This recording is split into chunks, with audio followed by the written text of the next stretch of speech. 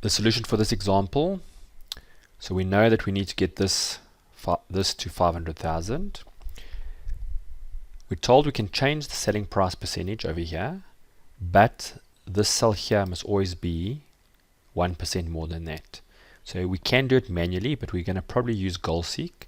So I'm going to change the cell to say equals that cell plus 1%.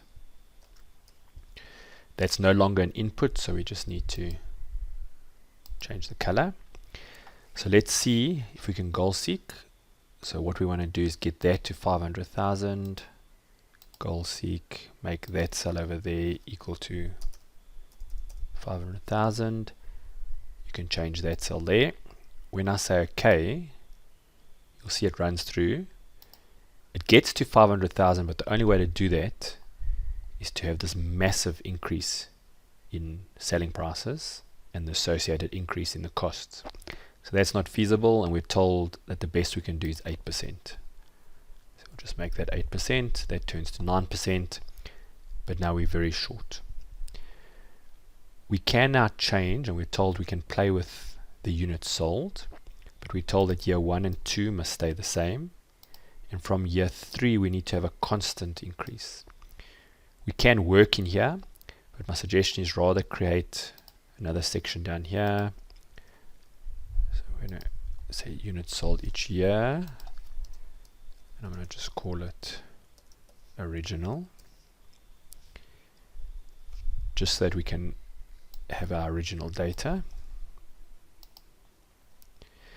Then what we want to do is apply a percentage. Now we can do a single percentage, but just to make it a little bit easier, I'm going to put a factor here, 100%, 100%, 100%.